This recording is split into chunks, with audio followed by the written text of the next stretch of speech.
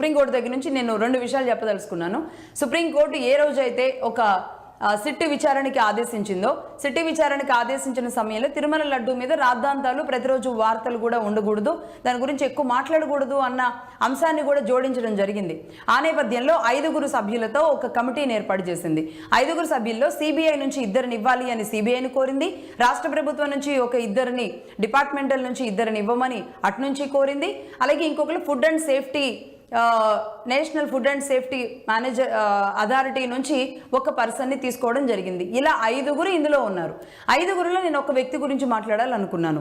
ఆయనే గోపీనాథ్ జెట్టి గారు, chief security vigilance officer.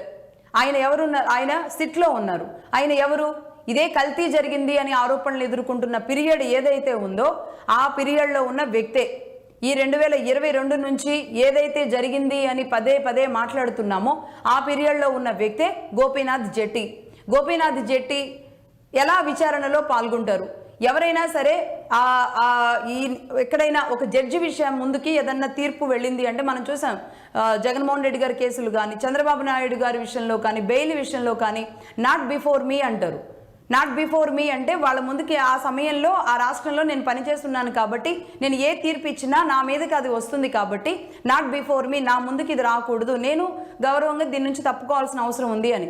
కానీ గోపీనాథ్ జెట్టి గారు ఇక్కడ తప్పుకోలేదు. మరి అది తెలియక కూటమి ప్రభుత్వం వేసిందా? గోపీనాథ్ జెట్టి గారిని ఎలా అందులో నియమిస్తారు?